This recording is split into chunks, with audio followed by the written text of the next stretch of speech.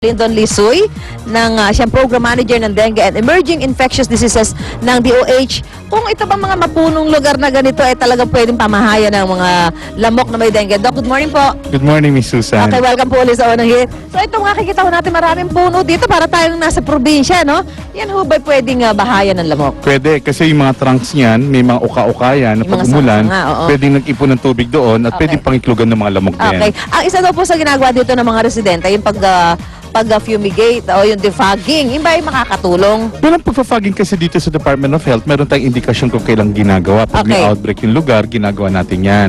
Nakakatulong ito provided na ginagawa nila sa tamang proseso. Paano yung tamang proseso? Baka yung iba talagang defogging lang ng defogging, hindi naman pala tama. So magiging useless, di ba? Yes. Paano yung tamang proseso? Well, una, mali muna yung pananaw na itataboy niya lang yung lamok. Tataboy, hindi. Oo, ang proseso kasi ng fogging is para maglabas ng insecticide yung makina at yung insecticide pag tumama sa lamok, namamatay yung lamok. Hindi pwedeng usok lang.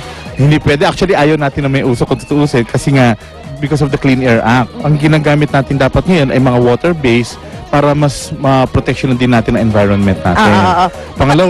Sige, Pangalawa, yung oras din ng paggawa. Siyempre, tutumbukin natin yung oras na marami nakalabas ng lamok. What time ho ba yung marami nakalabas na lamok? Which is 2 hours after sunrise and 2 hours before sunset. Ito yung marami nakapaligid dahil kung magpapaambun tayo ng insecticide at wala na matatama ang lamok, sayang lang. Okay. I-consider din natin yung kung umuulan ba o hindi. Okay, pag umuulan, hindi pwede. Hindi, kasi nakalutang lang dapat yung insecticide. Pag umano sa lupa, mawawala na ang epekto nito. Ito ba, naaamoy natin dito eh. Pagka ho ba naaamoy ng tao to, safe ba yan? Safe naman ang mga insecticide provided na dumaan ito sa pagsusuri ng FDA, dapat lisensyado ito para talaga mas siguro tayo. So, ang mga bibili, yung mga gagawa ng proseso ito, can actually check with our FDA kung lisensyado ito at pwede nilang i-coordinate ito sa ating local government para sa tamang paggawa ng pagpa-fogging nila. Kung may indikasyon na, i-clear natin dapat may indikasyon doon sa lugar kung dapat mag-fogging na ba o hindi. Paano pipiliin yung area na gagawin yung defogging? Paano po? Hindi yung pwedeng basta babomba ka lang ng bomba, ano? Oo, pipiliin natin dapat yung lugar na, well, may impending outbreak o kung may outbreak na yung lugar, yun na isa sa proseso para maputol natin yung ng mga adult mosquito.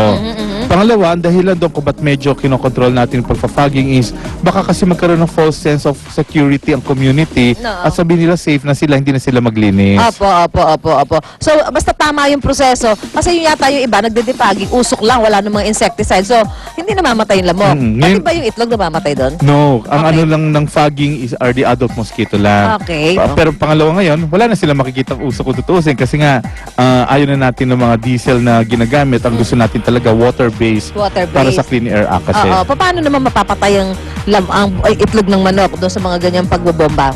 Walang iklog ng lamok. Sa pagbobomba, hindi. Talaga nga, kaya nga pag may outbreak lang tayo tsaka tayo magpa-fogging dahil gusto natin maano yung adult mosquito lang. Ngayon, hindi lang siya minsan ginagawa. Hindi sa minsan. Gaano madalas ba dapat gawin yan, Doc?